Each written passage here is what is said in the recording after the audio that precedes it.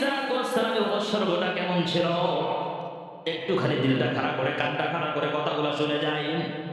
আবার ভাইরা আমার বন্ধুগণ, ইব্রাহিম আলাইহিস সালাম চলে গেলেন ওই যে মক্কার জমিনের ভিতরে হাজেরা আলাইহিস সালামের কাছে, ইসমাঈল আলাইহিস সালামের কাছে চলে গেলেন। যাওয়ার পরে তাকায় দেখেন যে মরুভূমির ভিতরে কোনো মানুষ ছিল না, কোনো ঘর ছিল না, কোনো বাড়ি ছিল না, ওই জায়গার ভিতরে কিচ্ছু ছিল না। ওই যে হাজারের কাছে বনবাস দিয়ে এসেছিল ওই জায়গার ভিতরে তখন কিন্তু কিচ্ছু ছিল না। মনে আছে রে আপনাদের? ওই জায়গার ভিতরে কিচ্ছু ছিল না। কিন্তু যখন হযরত ইব্রাহিম আলাইহিস সালাম যখন ওই জায়গার ভিতরে চলে গেলেন, যাওয়ার পরে তাকায় দেখেন মক্কা নগরীর ভিতরে অসংখ্য বাড়ি হয়েছে, অসংখ্য ঘর হয়েছে, অসংখ্য বাজার হয়েছে। ওই বাজারের ভিতরে অনেক রকমের মানুষ দেখা যায়। ইব্রাহিম খলিলুল্লাহ বাজারের লোক সকলদেরকে ডাক দিয়ে বললেন, হে লোক সকলেরা, তোমরা কি বলতে পারো এই মক্কা নগরীর ভিতরে ইসমাইলের বাড়ি কোনটা, বিবি হাজরার বাড়ি কোনটা? সুবহানাল্লাহ। লোক সকলেরা তখন সঙ্গে সঙ্গে বললেন, ওই যে হাজরার বাড়ি দেখা যায়, ওই যে ইসমাইলের বাড়ি দেখা যায়, যান যান জলদি করে যান, ওই বাড়ির ভিতরে চলে যান। নবী ইব্রাহিম যখন কি করেন, হাজরা এবং ইসমাইলের বাড়ির দরজার ভিতরে দাঁড়িয়ে যখন ইসমাইলকে ডাক দিয়ে বলে, এই আমার সন্তান ইসমাইল বাড়ির ভিতরে আসেনি। এই কথা বলার সঙ্গে সঙ্গে ইসমাইল আলাইহিস সালাম দৌড়াইয়া বাবার কাছাকাছি যখন এসেছেন, দরজার কাছাকাছি যখন এসেছেন, তাকাইয়া দেখেন সুন্দর চেহারার অধিকারী, মাথার ভিতরে সুন্দর পাগড়ি, জামা, গায়ের ভিতরে সুন্দর জামা, এত সুন্দর চেহারার অধিকারী মানুষ কোনোদিন দেখি নাই। কিন্তু আশ্চর্য ঘটনা হলো, যে জামাটা আল্লাহর বান্দা পরেছে ওই একই জামা আল্লাহ রাব্বুল আলামিন তার আম্মাজান ঘরের ভিতরে একটা জামা, যে জামাটা আজ থেকে 13 বছর পূর্বে থেকে শুরু করে নিয়ে ওই জামাটা আমি ঘরের ভিতরে দেখতে পাই। প্রায় দিন আমার আম্মা যেন ওই জামার সুঘ্রাণ নেই, ঘ্রাণ নেই। আমি একদিন জিজ্ঞাসা করলাম, মা গো, আপনি কেন এই জামার থেকে ঘ্রাণ নেন, কি কারণে, এই জামাটা কার? এই জিজ্ঞাসাটা করার সঙ্গে সঙ্গে আমার মা আমাকে ডাক দিয়ে বলে, বাবা রে, এটা সাধারণ কোনো জামা নয়, এটা তো ওই জামা, যেই জামা যেই নবীকে আল্লাহ তাআলা আগুন পর্যন্ত পোড়াইতে পারে না, এটা তো সেই জামা। এটা হলো তোমার আব্বাজান হযরত ইব্রাহিম খলিলুল্লাহর জামা, যে আল্লাহর জন্য তার জীবনটাকে উৎসর্গ করেছে। সুবহানাল্লাহ। আমার ভাই, আমার বন্ধুগণ, ইসমাইল তাকায় দেখেন যে বাহিরে যে লোকটা দাঁড়ায় আছে, ওই লোকটার জামা, ঘরের ভিতরে যে জামাটা আছে ওই একই জামা দেখা যায়। এবার তার বুঝতে আর বাকি হলো না, আপনি কি ইব্রাহিম? বলে, হ্যাঁ হ্যাঁ আমি হলো ইব্রাহিম। সন্তানকে বুকের ভিতরে জানানোর জন্য বাপ যে ইব্রাহিম আলাইহিস সালাম ডাক দিয়ে বলল, সন্তান আয় আমার কাছে, জলদি করে কাছে আয়। যখন ইসমাইল আলাইহিস সালাম তার বুকের ভিতরে চলে গেলেন, যাওয়ার পরে দীর্ঘক্ষণ পর্যন্ত তাদের সাথে মত বিনিময় হলেন, আদর করার পরে এবার ইব্রাহিম আলাইহিস সালাম ডাক দিয়ে বলল, সন্তান চলো চলো চলো, মিনার প্রান্তরে যেতে হবে, মিনার প্রান্তরে যেতে হবে। এবার ইসমাইল নবী ডাক দিয়ে বললেন, আব্বাজান চলেন চলেন চলেন, জলদি করে চলেন, আমি মিনার প্রান্তরে যাব। মিনার প্রান্তরে যাওয়ার পরে এবার ইব্রাহিম আলাইহিস সালাম সন্তানকে ডাক দিয়ে বললেন, ফালাম্মা বালাগা মাআহুস সা'য়া ক্বালা ইয়া বুনাইয়া ইন্নী আরা ফিল মানামি আন্নী আযবাহুকা ফানজুর মাযা তারা ক্বালা ইয়া আবাতি ফা'আল মা তু'মার সাতাজিদুনি ইনশাআল্লাহু মিনাস সাবিরিন।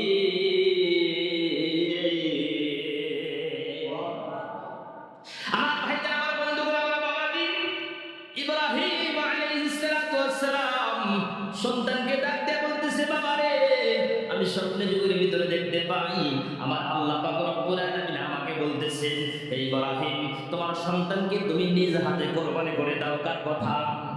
কথা বলে বুঝেন না ভাই, কার কথা? ইব্রাহিম আলাইহিস সালাম সন্তানকে ডাক দিয়ে বলতেছে, বাবা, আমার আল্লাহ পাক রব্বুল আলামিন আমাকে স্বপ্নে দেখিয়েছেন আমি নিজ হাতে তোমাকে যেন কোরবানি করি। তোমার অভিমত কি, তোমার মতামত কি বলো? এবার ইব্রাহিম আলাইহিস সালাম কত সুন্দর উত্তর দিয়েছেন। আমরা যদি হইতাম, আমাদের বাবা যদি এই স্বপ্নটা দেখতো, আমরা বলতাম, আব্বাজান আমাকে দেখেন নাই, বড়জনকে দেখেছেন। বড়জন বলতো ছোটজনকে দেখেছেন, ছোটজন বলতো মেজজনকে দেখেছেন। কিন্তু বাপ্পা বেটা সিপাহী কা ঘোড়া কুসুন হতো ধরা ধরা, যেমন বাবা তেমন কিন্তু সন্তানকে বলেন ইসমাইল আলাইহিস সালাতু ওয়াস সালাম। এবার ইসমাইল আলাইহিস সালাতু ওয়াস সালাম ডাকতে বাবাকে বলেন, ও আব্বাজান চিন্তা করবেন না, আমি জানি আপনাকে আল্লাহ রাব্বুল আলামিন যেহেতু ওহীর মাধ্যমে স্বপ্নে দেখাইছেন, প্রত্যেকটা স্বপ্ন আল্লাহর পক্ষ থেকে আপনার জন্য ওহী। ও নবীজি, ও বাবাজান আপনি চিন্তা করবেন না, টেনশন করবেন না। ক্বালা ইয়া আবাতি ফাআল মা তুমার, আপনাকে আল্লাহ রাব্বুল আলামিন যেমনটি অর্ডার করেছে, যেমনটি আল্লাহ রাব্বুল আলামিন আপনাকে পারমিশন দিয়েছে, তেমনটি আপনি করতে থাকুন। সাতাজিদুনি ইনশাআল্লাহু মিনাস সাবিরিন, অবশ্যই আপনি আমাকে ধৈর্যশালীদের ভিতরে অন্তর্ভুক্ত পেয়ে যাবেন। মারহাবা। আমার ভাইরা, আমার বন্ধুগণ, আমার বাবাজি মিনার প্রান্তরে নিয়ে যাওয়ার পরে হযরত ইসমাঈলকে যখন ওই জায়গার ভিতরে শোয়া দেবে, এমন সময় ইসমাঈল ডাকতে বলে, আব্বাজান আপনাকে একটা কথা বলতে চাই বাবা।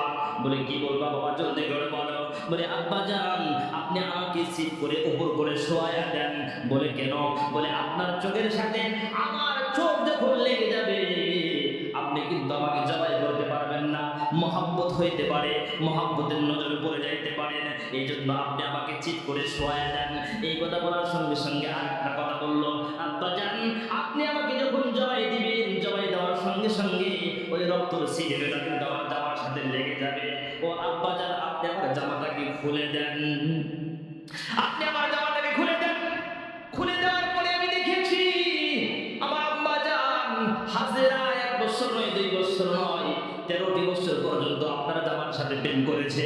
আব্বাজান গো, আপনি যদি আমার জামাটা আমি না থাকা অবস্থায় আমার আম্মাজানের কাছে যদি আপনি দিয়ে দেন, সন্তানকে না দেখতে পেরে আমার আম্মাজান এই জামার সুধার নিয়ে জীবনটাকে কাটায় দেবে। মারহাবা। এই কথা বলার সঙ্গে সঙ্গে ইব্রাহিম আলাইহিস সালাতু ওয়াস সালাম জামাটা খুললেন।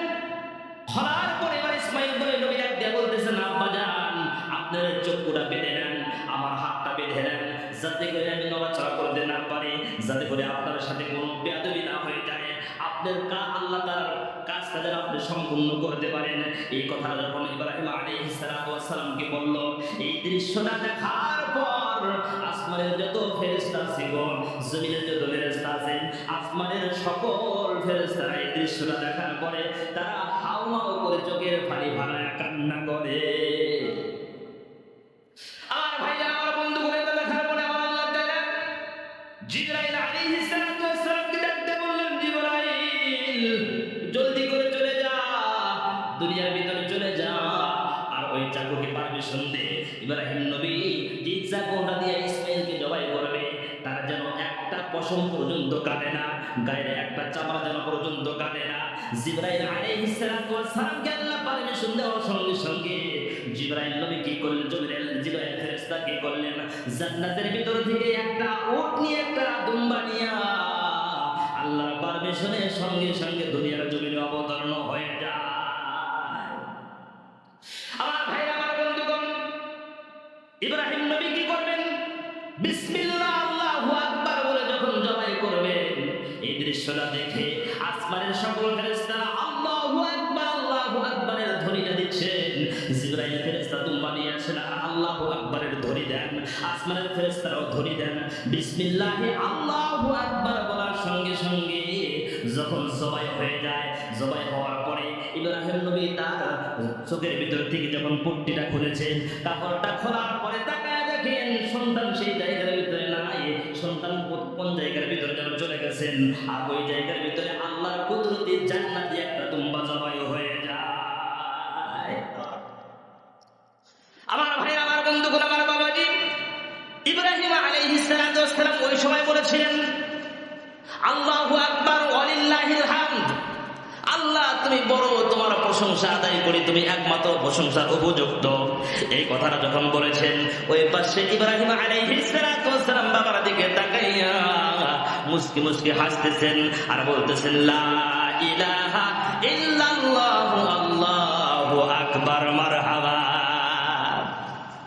ওই তাকবীরটা, ওই তাশরিকটা আমার আল্লাহ পাক রব্বুল আলামিনের এত বেশি পছন্দ হয়েছে, ভালো লেগেছে, আল্লাহ রাব্বুল আলামিন সারা জাহানের মানুষের জন্য 9 তারিখ থেকে শুরু করিয়া 13 তারিখ আসর পর্যন্ত সারা জাহানের মানুষের জন্য আল্লাহ রাব্বুল আলামিন ওই তাশরীফটা আল্লাহ তাআলা তাদের জন্য আল্লাহ রাব্বুল আলামিনের পক্ষ থেকে ওয়াজিব করে দেয়।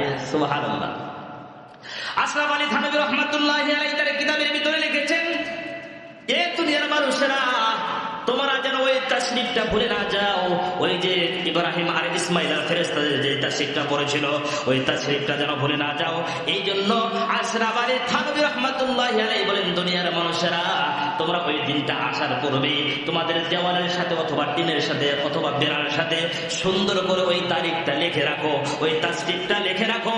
ইব্রাহিম খলিলুল্লাহ যে জিনিসটা বিসর্জন দিয়েছেন, যে সন্তানকে বিসর্জন দিয়েছিলেন, আল্লাহ তাআলা কবুল করেছেন। ওই তাকবীরের তাশরীফ তোমরা যেন ভুলে না যাও, এই জন্য তোমাদের দেওয়ালের সাথে সুন্দর করে সেই তাশরীফটা লিখে রেখে দাও। আল্লাহু আকবার। আরে সেই ইসমাইল ইব্রাহিমের কি ত্যাগ, তাদের কি ত্যাগ ছিল! সন্তানকে পর্যন্ত জবাই করতে দ্বিধা করে নাই। সেই ইতিহাস তখন থেকে শুরু হয়েছে, আজ পর্যন্ত আপনারা সেই ইতিহাস শুনছেন। কিয়ামত পর্যন্ত এমন ইতিহাস কি আসবে? আমাদের যদি সন্তানকে জবাই করার কথা বলে, আমরা বলবো এটা শয়তানের কারবার, শয়তান মনে হয় স্বপ্নে দেখাচ্ছে। কিন্তু আল্লাহ তাআলা সেই স্বপ্নকে আল্লাহ তাআলা কোরআনের ভিতরে বাস্তবায়ন করে মানুষের জন্য ইতিহাস করে তুলে ধরেছেন যে ইসমাইল তার সন্তানকে জবাই করার জন্য প্রস্তুত হয়ে গেল।